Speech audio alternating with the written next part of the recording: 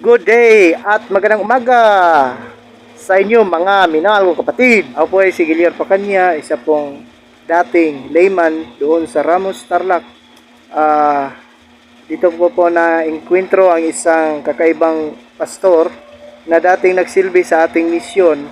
At dito ora mismo sa simbahan na aking pinagsilbihan dito sa Ramos, Tarlac. Ngunit siya po ay nagtraidor, umalis at ginawa niya, araw-araw niya siniraan si Mrs. White at ang Seventh-day Adventist. So, siya po ay sumama po sa isang doktor na nagangalang Bitin dahil gusto po daw sila magsama sa kanilang journey sa pananampalataya at iniwan ang Seventh-day Adventist. So, tunghayan po natin dito ang isang kakaibang pagtagpuan ni Brother Giliar Pacanya at ni Pastor James Biray sa isang informal discussion doon sa loob mismo ng kanyang bahay. So napakaganda at kayo na po umusga. Pasensya na po kasi ito ay patago, undercover na recording para at least malaman lang natin kung ano talagang stand niya at kung kaya ba niya panindigan ang kanyang doktrina sa paninira kay Mrs. White. So nalaman natin, so pakinggan nyo lang at pasensya na mahina ang audio sa kay Pastor Biray. Salamat.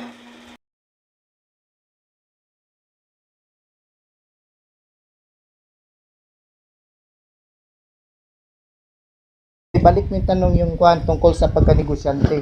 Sino ang propeta na may negosyo? Meron, Pastor. Ang tanong diyan, pinangangalakal sa salita ng Diyos. Pinangangalakal. Sige, sabihin mo kung sino ang pinangalakal niya ng propeta na ibinenta niya ang salita ng Diyos na ibinigay sa kanya. Sabihin mo Ang Spirit of Prophecy, tanong ko sa iyo, kung galing sa kanya yan, noong time niya, bakit niya binibenta? At isa pa din, yung issue ng plagiarism. Alam mo, pagka-propeta, napaka-simple lang, may issue, hindi nawawala, pero napakadaling intindihin ng issue sa kanila. Pero sa kanya, ano yung issue dyan na kung paano mo i-judge na sa aral na Biblia? yung plagiarism, Pastor, Hindi mo na kanigin yan. Nag-iiba tayo, dumadami yung issue natin. Sinasabi ko lang sa iyo, ngayon ikaw, ipapaliwanag mo sa akin yan, no? Mismo ikaw, kung hindi lang ang kaalaman mo pagdating niya sa issue ng plagiarism, nakakakamot lang yan. May mga tao siya, aramin mo kaya, tingnan mo sa internet, kung paano, no? Na yung mali, ipinonsinte ng mga kasama niya ng panahon na yun. Kasi hindi lang naman siya ang suulat, may mga editorial, no? Editorial.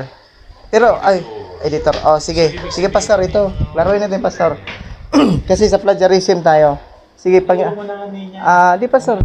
Gito, Pastor. Innocent question lang ito for the sake of educational. Meron ka bang, Pastor, na ebidensya sa history ni Mrs. White na na-proven and tested talaga siya nakaswa ng plagiarism? Meron, wala? Alam mo, meron yan. Saan, Pastor? Ikaw, alamin mo kung paano yan. Nasaan, Pastor, yung kaso na yun? Kasi pag malaman ko, Pastor, na yan ay nakasuhan talaga si Mrs. White, pa si Pastor. Hindi kita yung umahip sa akin. Alamin mo ang issues sa pinaniniwalaan mo. Yung sinasabi mong yan, stand lang yan ng mga layman na naghahanap. Ngayon, ako hindi taga-ipon ng datos. Wala po kayong Pastor. Na hinahanap mo dahil sa akin, no? Hindi naman ako talaga ang hangad ko is pakikipag-debate na i-fight ko yung mga aral, yung mga salitang wala naman talagang kinalaman sa kaligtasan. Ito, Pastor, kanina, yung tanong mo kanina na ibinibinta ba, kinakalakal ba yung salita ng Diyos? Bigyan mo ako ng evidence, Pastor, sa sulat niya na ikinalakal niya ang salita ng Diyos mula sa bibig mismo ni Mrs. White. Kasi binasa ko kahapon yung Spirit of Prophecy Volume 2. Sa panahon niya, marami na talagang naninira sa kanya. Pinagbintangan din siya, nangangalakal din ng salita ng Diyos, pareho sa sinabi mo ngayon, Pastor. Pero bigyan mo ko ng Pastor, na bininta talaga niya ang salita ng Diyos. Yung sabi ni Mrs. White, ang mission ko dito sa mundo ay binta ko ang salita ng Diyos. Meron ka bang nababasa ng Pastor? Meron ka bang mababasa na sinabi niya na hindi ko ibinebenta ang salita ng Diyos? Hindi, una kong tanong sa'yo, Pastor. Hindi, kahit na una kang nagtanong, tanong iisipin mo na rin yan. Kasi ibabalik ko rin lang yung mga tanong mo. Hindi, Dapat, fair, Pastor, kasi ako ang unang nagtanong sa iyo din. Sige. Meron ba? Ganito, Mm. alam mo, hindi sa inaano kita. Ang sharing mo ay yung sarili mo. Kahit na anong sabihin ko sa iyo at itinuturo mo yan, sinasabi ko sa iyo, no? Walang kalikasan pagdating sa kanya. Kung ipinipilit mo siya sa akin na siya ay sugo at siya ay propeta, sasabihin ko sa iyo, no? Na yung mga issue tungkol sa kanya, ikaw nag-iisip ka din lang, katulad sa binasa mo. No? Basahin mo sa akin kung yan patungkol sa kanya, kung nandiyan ang pangalan niya. Kung binanggit ba siya, kung kabilang ba siya sa minor at saka major. Okay, Pastor, ganito. So, gusto mong malaman nga kung kailangan mabasa siya sa Biblia. Pastor, ang pangalan mo ba nabasa ba sa Bible? Bakit? Sugo ba ako? Hindi, kasi sa Bible, Sugo ba ako? Propeta ba ako? ang punto kasi, litra por litra kasi ang hanap mo. Walang problema din eh. Hindi din mo sinasabing sugo ako. Hindi din mo sinasabi na ikaw ay propeta para ipanindigan ko na ikaw ay propeta. Nandiyan ang pangalan mo, wala nga. Ikaw ang nangangaral tungkol yan sa pinapangaral mo. Ngayon, ako pinapangaralan mo. Gumagamit ka ng talata kasi kahit yung ginamit mong talata, pwede ko rin gamitin yan sa iyo na ikaw ay isang sugo, ikaw ay isang propeta. Ang magiging tanong din nila sa akin, asan ang pangalan ng taong ipinapakilala? Kasi ang sinisingil ko kasi ngayon sa iyo, Pastor, is burden of proof. Nasaan yung mga proof pinagsasabi mo sa plagiarism, yung sinasabi katibayan na si Mrs. White ay nagbinta ng salita ng Diyos, kinakalakal niya. Yun ang gusto kong malaman mula sa iyo. Ang sasabihin ko siya, tanong so, ipakita mo sa akin ang proof mo na ikaw ay legitimo na inatasan na hanapin niya mga ebidensya niya sa akin. Meron po akong karapatan, Pastor, kasi ako ay Seventh-day Adventist. Wala akong pakialam, hindi ko sinabing hindi kaya Adventist. Ngayon, hanapin mo sa akin, yung kasabihan na yan, yung pinangangawakan mo. Asan? Pakita mo sa akin. Pero hindi mo may bigay, Pastor? Ipakita mo sa akin. Yung plagiarism issue, hindi mo may bigay? Ipakita mo nga sa akin kung halimbawa ikaw ay aanhin ko. Ako naging Adventist ako, pero hindi ako nagkaroon ng ganyang kaisipan na busisiin ng iba na hindi sila naniniwala sa pinapangaral. Pero Pastor, okay, maganda yung sagot mo sa akin. Maganda po yan yung wala kang karapatan na busisihin yung iba. Pero Pastor, ano bang karapatan mo na busisihin mo si Mrs. White? Bakit? Kung sinasabi mo is totoo, ikaw, ano ang karapatan mo para busisihin mo ang mga Katoliko? Hindi, wag mo nang idamay yung Katoliko ito. This is all about... Huwag mo kung ano rin yung inaano kasi ikaw, naghahanap ka ng dumi, samantala ang dumi nasa sayo din. Hindi, Pastor, ang aking point dito si Mrs. White lang. Ang aking point din kasi ay yung Biblia. Ipangaral mo ang Biblia, wala kang question. Okay. So, wala ka may bigay, Pastor?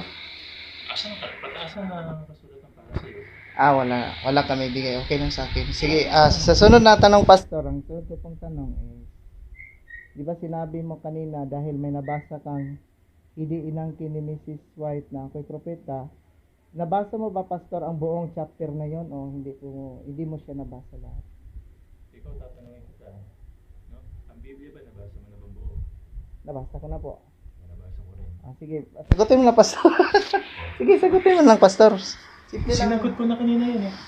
So, ang tanong ko, ulitin ko lang. Yung tanong ko po sa iyo, no? Nabasa mo sa mga sulat ni Mrs. White, I am no prophet. And yun ang basihan mo na hindi siya propeta. Ang tanong ko po, binasa mo ba yung buong chapter ng nandoon nakasulat yung gano'n na pangungusap? Nabasa mo ba yung Pastor? O pinutol mo lang po? Alam mo, sa sulat ni Ellen, pagka sinabi niya na siya ay hindi propeta, ano pa ang gusto mong busisiin sinabi niya na hindi siya propeta? Kasi meron kasing boomerang effect sa sa paragraph na yon na kung sino man ang magsabi sa akin, hindi sila nagkakamali. Pakita mo, yung sinasabi mo. Hindi ko nadala yung libro na yan, sayang. Sunod, dadalhin ko yung sunod. Alam mo, makinig ka magano. Ang dala-dala mo dito, ipinapangaral mo. Ngayon ang proof mo, dapat sa Biblia.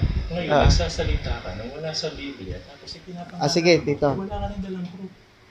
Di, tinatanong lang kita, Pastor. Tinatanong din kita.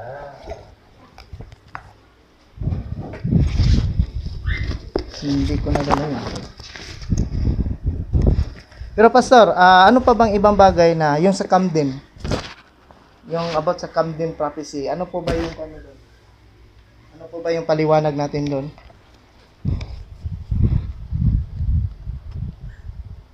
So, yung Camden, si Mrs. White ba talaga ang gumawa ng pastor o hindi?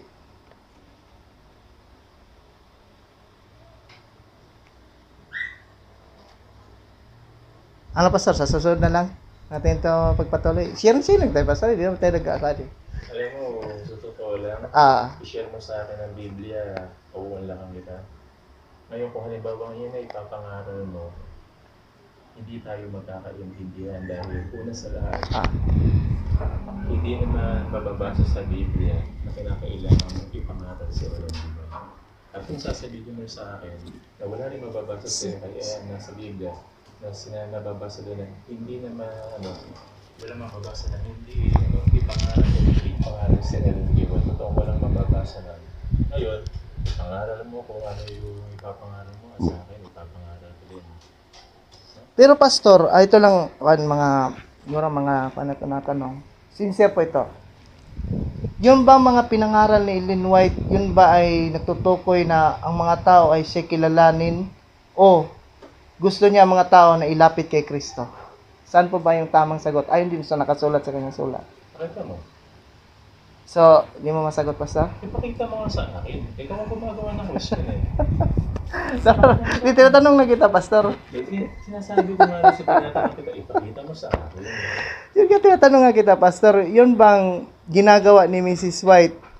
Yun ba siya ay makilala at siya ay, kung wala siya sa buhay nila, ay hindi maliligtas o ilalapit niya ang tao sa Biblia at makilala pa si Kristo ng lubusan?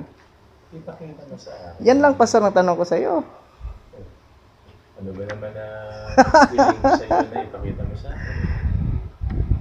Ano, sa iyo, pastor, ano lang sagot mo? Yung innocent answers lang. Yun bang mission ni Mrs. White na isulat na para siya ay maging sentro sa buhay ng mga tao o ginagawa niyang lahat ang minsay para ang tao ay madala niya kay Kristo at mapabalik niya sa Biblia? Ipakita mo nga sa akin. Okay lang. Okay lang, pastor, naintindihan kita. So, Kasi tayo nagawa na issue dito ang talagang very basic na issue natin. Is ipapakita mo sa Bible. Ngayon, nagsasalita ka ngayon nang wala naman sa Biblia. sige. Ito sa Biblia. Sa Biblia tayo. Ipakita mo sa akin yung mga sinasabi mo dyan. Okay. Si Mrs. White po ay ito sa Biblia, ha? Di ba Seventh Day Adventist? Okay, ang tanong ko po, yung Seventh Day mababasa po sa Biblia o hindi? Alam mo, yung mga tanong na yan, ang liwaliwanag. May mababasa ka ba yan? Di, Seventh Day mababasa po ba sa Biblia o hindi? Kasi yan po ang isa sa mga ipinangaral ni Mrs. White na nakuha niya sa Biblia. Sabi niya, ito yung Seventh Day. Ang tanong ko po, ito bang Seventh Day na itinuturo ni Mrs. White para sa atin? Ito po ba'y mababasa sa Bible o hindi? Sige, ipakita mo sa akin na religion yung 7 Day Adventist doon. Ano, sir? Ipakita mo sa akin kung religion. Kung word na sinasabi mo, may 7 Day. May Seventh Day. Kung Adventist, Okay. ipakita mo sa akin kung religion na tinutukoy yan dyan. Kasi iglesia kasi, sir, yan pa Seventh Day Adventist. Ito, sir. Wait, sir. Sige, pakita mo nga sa akin kung yung 7 Day Iglesia, pakita mo. Okay. Pakita mo. Okay, dito tayo sa Isaiah 56 verse 2. Pakita mo sa akin kung yan ang Iglesia. Tsaka kasama pa dito ang mga taga-ibang lupa. Ibig sabihin, kasama ang mga Pilipino. Okay, basahin ko. Thus saith the Lord, keep ye judgment and do justice, for my salvation is near to come, and my righteousness to be revealed.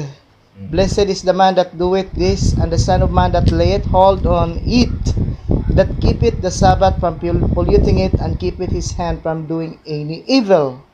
Neither let the son of the stranger, sa Living Bible, let the son of the Gentiles, that had joined himself in the Lord, and saying, the Lord hath utterly separated me from his people. Neither let the eunuch say, behold, I am a dry tree.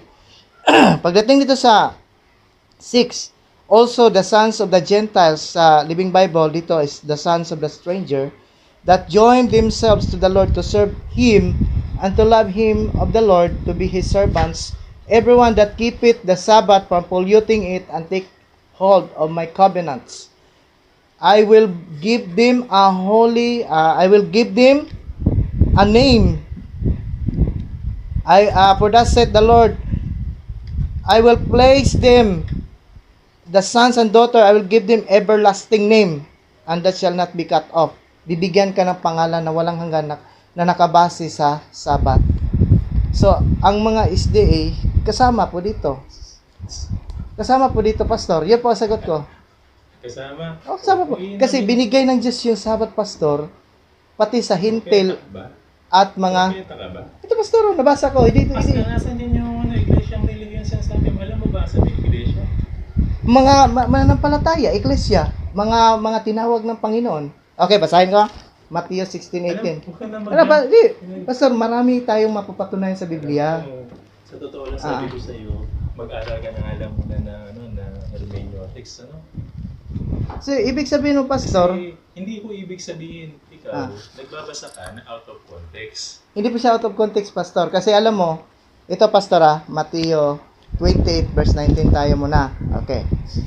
Go ye therefore and teach all nations, baptizing them in the name of the Father, and of the Son, and of the Holy Ghost, teaching them to observe all things. Sino nagutos sa si Kristo? I-teach sa mga disciples ang lahat ng bagay na itinuro niya. Kasama na po doon ang Sabat. Asan itong Sabat na itinuro niya? Ito, basahin ko Marcos 2:27. Turo niya to. The Sabbath was made for man and not man for the Sabbath. Matthew 12:12.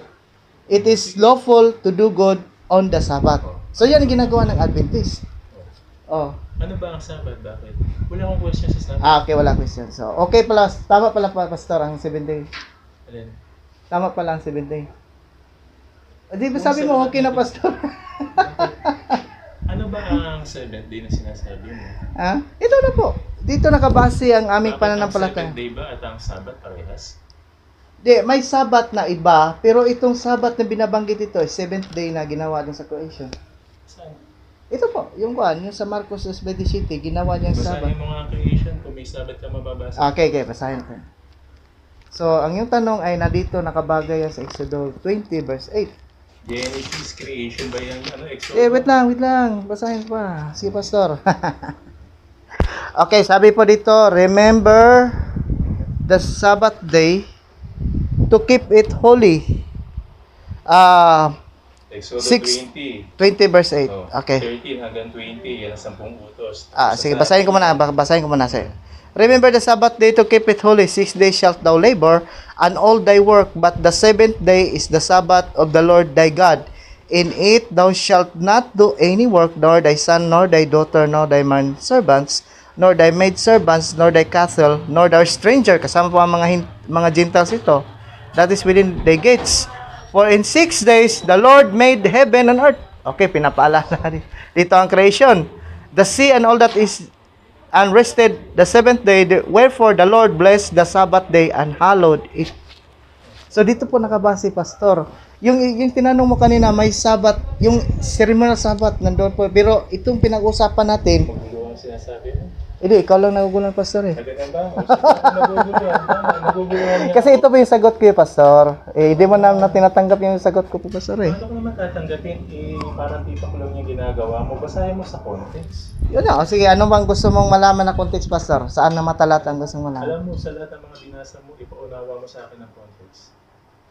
Hindi ako namimili kung saan. Ipaunawa mo sa akin ng context. Yung binabasa mo. Sige, anong talata po yun? Ang gusto kong... Saan nga sa mga binasa mo. Dito tayo sa Isaiah 56. Okay, papanawa. Mabait si Pastor eh, kasi nakikinig sa akin. Kaya na nga ako dahil ako po. Ay, salamat, Pastor. Ay, baka na-istorbo ko yung Pastor. Baka magbibihis ka na. Alam mo, kung halimbawa may istorbo, sa totoo lang. Istorbo talaga. Istorbo. Isaiah 56. Dito, Pastor. Okay. Dito, Pastor, ito ay isang tinatawag na Thus saith the Lord. Dito sinabi dito ng Panginoon kay Prophet Isaiah na mapalad ang tao na nangili ng Sabat, na iniiwasan niya itong masira at iniiwasan niya ang kanyang kamay gumawa ng masama. Ang sa Matthew 12:12, may mabuting pwede kang gawin sa Sabat yung pagligtas ng buhay. It is do good to do on Sabat. Ayun kay Jesus. Dito, sabi dito, may mga taga-ibang lupa gaya ng mga hintil na nahihiya sila. Hindi naman kami kabilang dyan sa bayan mo, Panginoon. Pero anong sa... Oh, sige. Oh, ito, sige. Later the son of the stranger, ito hintil that hath joined himself to the Lord, speaks saying, the Lord hath utterly separated me from his people, neither let the eunuch say, behold, I am a dry tree. Sa Tagalog pa, sabi na para sa mga anak na sa taga-ibang lupa na nakikisama sa paglingkod sa Panginoon, huwag nawa sila magsabi sa kinaisipan na ako'y iba sa bahay ng Diyos, yung Israel. So, sa pagdating sa 6, also the sons of stranger that joined themselves to the Lord to serve Him, and love the name of the Lord to be His servants, everyone that keepeth the Sabbath from polluting it, and taketh hold of my covenant, even them will I bring to my holy mountain, and make them joyful in the house of prayer. House of prayer. Ano issue doon? Ang issue doon is, ito'y nakatama din sa 7, ito'y tama sa 7 day Adventist. Si Pastor. Ito, Pastor, kay Mrs. White, para may justice tayo, Pastor. Basahin natin si Mrs. White. Kasi, Pastor, tayo, kung magkwantay sa litra por litra, ang Bible kasi, hindi lang litra por litra, unawa din ang kailangan dito, Pastor. Kasi may propesiya. Ang Amerika dito hindi binanggit, pero naniwala ka, Pastor, na ang Amerika kasama siya kasama siya sa propesiya. Naniwala ka rin, Pastor, na ang Roma kasama din sa propesiya, di ba, Pastor? Ang Pilipinas, Pastor, wala sa Biblia, pero niwala ka na ang Pilipinas is false nation. Nandito ka, buhay na buhay.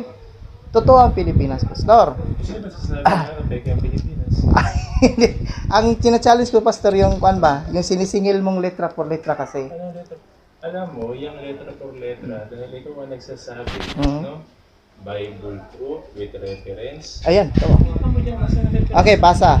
Joel chapter 2. Verse, Pinasa mo na kanina yan. ulitin natin para maklaro natin, Pastor. Ulitin Chapter 28. And it shall come to pass afterward that I will pour out my spirit upon all flesh, and your sons and daughters shall prophesy.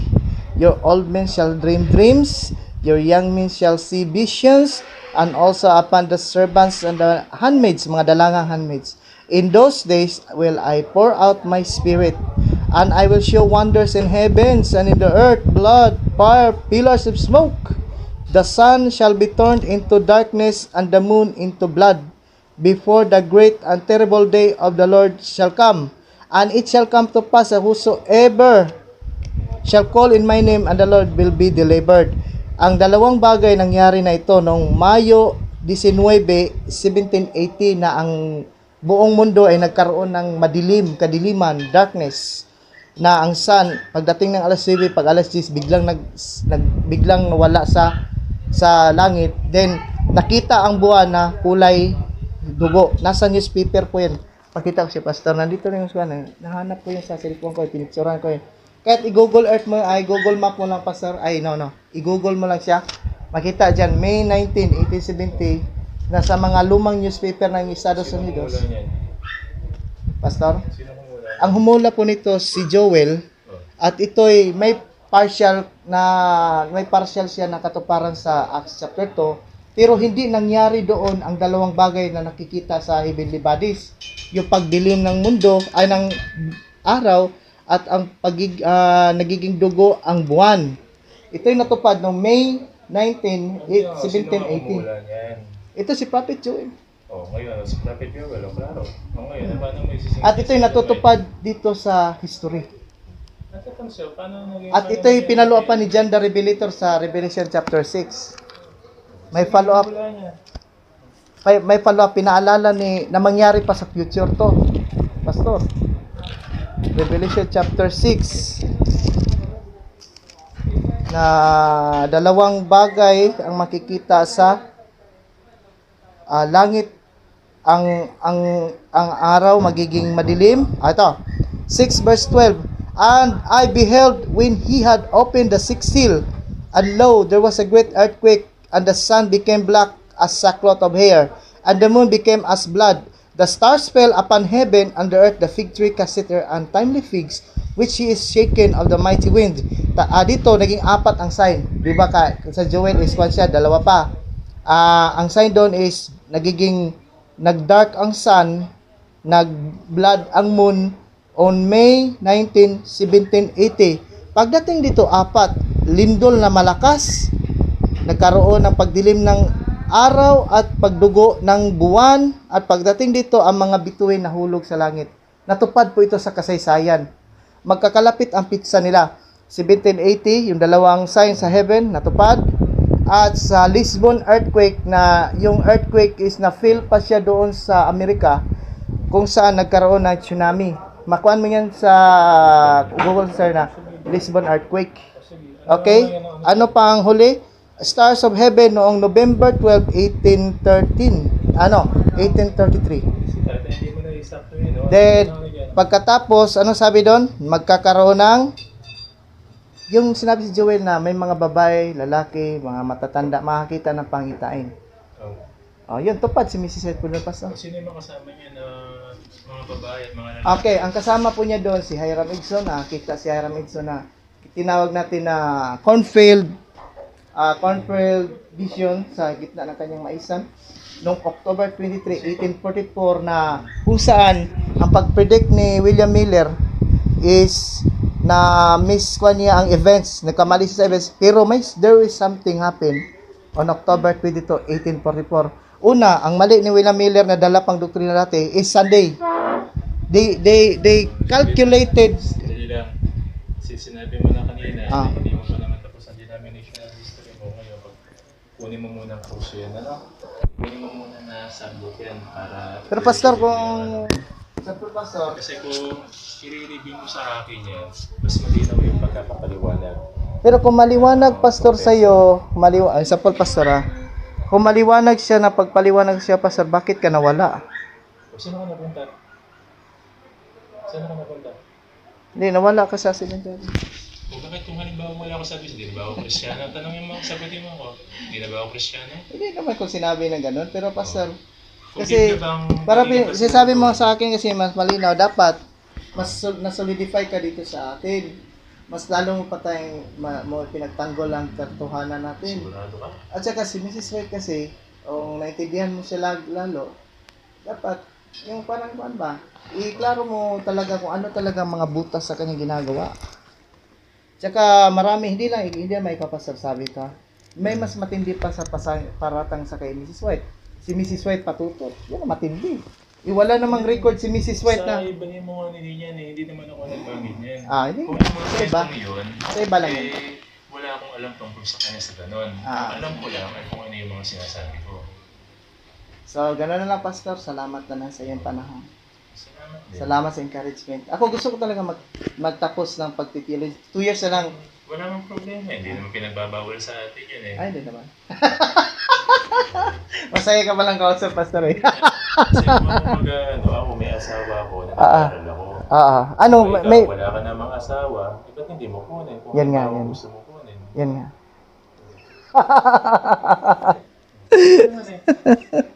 Pastor, salamat sa iyo panahon. Gusto ko lang sana malaman yung yung burden of proof mo tungkol sa pero okay lang sa akin, Pastor. Hindi na kita gambalain pa.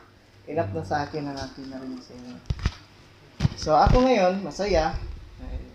Nakilala kita. Hindi ako sigurado masaya ka. Sigurado talaga. Kasi ako dati, Pastor, nagtampo din ako sa simbahan na ito. Na beses kong may mga bagay na hindi maganda ginawa ko sa church, pero nagluhod na lang ako sa Diyos, sa Lord. Ayaw kong gamitin ang aking pagtatampo sa simbahan ito na mawala ako sa iyo. So nagbasa ko ng Bible. Kawaan ng Panginoon, hindi ako naman. Diba, so, kung hinahanap sa akin, ikaw ba nag-judge? Nadala lang mo sarili ko, wala na ako sa Panginoon. O hindi mo yan ang intention mo. Ayun din, Pastor. Ipulit mo rin ang pangangusap mo na hindi ang Adventist.